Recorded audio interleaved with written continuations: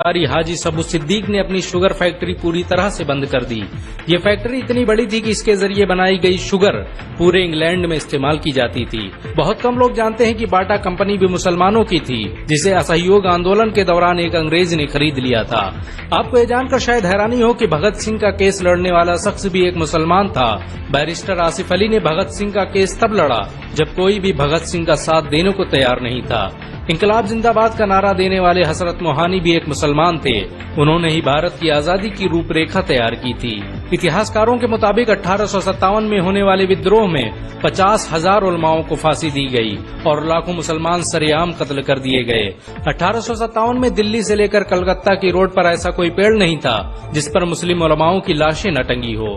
मुसलमानों ने ही भारत की आजादी के लिए पहली जंग लड़ी। मैसूर के सुल्तान हैदर अली और उसके बेटी टीपू भारत की आजादी के लिए शहीद होने वाले पहले शासक थे। मशहूर क्रांतिकारी अशफाकुल्लाह खान सबसे कम उम्र में फांसी पाने वाले भारत के पहले व्यक्ति थे। बहुत कम लोग जानते हैं कि जय हिंद का नारा एक मुसलमान आबिद हसन सफानी ने दिया था। ये नारा आज भी भारतीय सेना और शासकीय प्रणाली में सम्मान स्वरूप इस्तेमाल किया जाता है। तिरंगे का निर्माण करने वाली सुरैया तैयब जी भी एक मुसलमान थी। उन्होंने ही भारत के राष्ट्रीय ध्वज को वर्तमान रूप दिया था। कानपुर में पैदा होने वाले अजीमुल्लाह खान ने ही मादरे वतन भारत की जय का नारा दिया था, जिसमें बाद में कुछ सांप्रदायिक लोगों ने माता शब्द को जोड़ दिया। आपको ये जानकर शायद हैरानी हो कि भारत का पहला राष्ट्रीय गीत अजीमुल्लाह खान ने ही लिखा था। बहुत कम लोग जानते हैं कि मौलाना कासिम नानोतवी ने दारुल उलूम देवबंद की स्थापना अंग्रेजों को भारत से निकालने के लिए की थी। इस मदरसे का मकसद देश में ऐसे नौजवानों को पैदा करना था जो भारत की आजादी में योगदान दे सकें। रेशमी रुमाल आंदोलन की शुरुआत करने वाले मौलाना महमूदुल हसन और मौलाना उबैदुल्ला सिंधी दारुल उलूम देवबंद के ही छात्र थे। मौलाना उबैदुल्ला सिंधी ने सुभाष चंद्र बोस के साथ मिलकर भारत की पहली अस्थायी सरकार की स्थापना की थी और वह भारत के पहले गृह मंत्री भी थे। आपको ये जानकर शायद हैरानी हो कि मौलाना महमूदुल हसन ने ही 1920 में गांधी को महात्मा का लक़ब दिया था।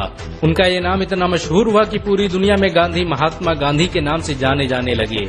महमूदुल हसन ने ही हकीम अजमल खान के साथ मिलकर 1920 में जामिया मिलिया इस्लामिया यूनिवर्सिटी की स्थापना की थी, ताकि भारतीय शिक्षा तंत्र को अंग्रेजों के चंगुल से आजाद करवाया जा सके। आपको ये जानकर शायद हैरानी हो कि काला पानी जैसी दर्दनाक सजाओं को पाने वाले 90% से अधिक लोग मुसलमान थे। अंडमान निकोबार में आज भी सबसे ज्यादा कब्रें मुसलमानों की हैं। मुसलमानों के अलावा दूसरे लोगों ने काला पानी से बचने के लिए न सिर्फ माफीनामे लिखे बल्कि अंग्रेजों की मुखबिरी भी की। मुसलमानों ने ही अंग्रेजों के खिलाफ सबसे पहले हथियार उठाए। 1772 में शाह अब्दुल अजीज ने अंग्रेजों के खिलाफ फतवा देते हुए ऐलान किया कि अंग्रेजों की गुलामी हराम है और हर मुसलमान पर फर्ज है कि वो अपने मुल्क और देश की आजादी के लिए खुद को कुर्बान कर दे। 1857 में होने वाले विद्रोह की प्लानिंग एक मुसलमान मौलवी अहमदुल्ला शाह ने की थी। वो भारत के अकेले इंसान थे जिन पर अंग्रेजों ने 50,000 रुपए का इनाम रखा था। यह रकम इतनी बड़ी थी कि राजा जगन्नाथ ने पैसों की लालच में आकर अहमदुल्ला शाह की मुखबरी कर दी और अंग्रेजों ने उन्हें शहीद कर दिया। बहुत कम लोग जानते हैं कि 1857 में शहीद होने वाले 90% लोग मुसलमान थे। जालियांवाला बाग में जनरल डायर की गोलियों का निशाना बनने वाले अधिकतर लोग भी मुसलमान थे। भारत की आजादी का नेतृत्व करने वाले संगठन इंडियन नेशनल कांग्रेस के 9 से अधिक प्रेसिडेंट मुसलमान रहे। गांधी जी ने अफ्रीका में जहां वकालत की पढ़ाई की, वो कॉलेज भी एक भारतीय मुसलमान का था और वह जब भारत में आए तो उन्होंने आजादी के लिए अली ब्रदर्स के साथ काम करना शुरू किया, जो कि मुसलमान थे। बहुत कम लोग जानते हैं कि 1921 में केरल के मुसलमानों द्वारा अंग्रेजों के खिलाफ लड़ी गई जंग में 3000 से अधिक मुसलमान शहीद हुए थे और 50,000 मुसलमानों के जेल में कैद कर दिया गया था। ये आंदोलन मोपला मुस्लिम आंदोलन के नाम से जाना जाता है। 1942 में शुरू हुए भारत छोड़ो आंदोलन की रूपरेखा मौलाना अबुल कलाम आजाद ने तैयार की थी। संविधान निर्माता डॉक्टर भीमराव अम्बेडकर को पहचान दिलाने में मुसलमानों का बड़ा योगदान रहा है। 1946 में जब भीमराव अम्बेडकर दलित होने की वजह से इलेक्शन हार गए तो बंगाल मुस्लिम लीग ने उन्हें मुस्लिम इलाके से इलेक्शन लड़ने की दावत दी।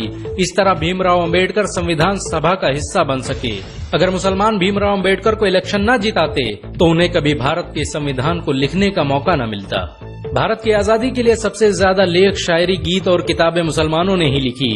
अल्लामा इकबाल के जरिए लिखा गया सारे जहां से अच्छा आज पूरे भारत में गाया जाता है।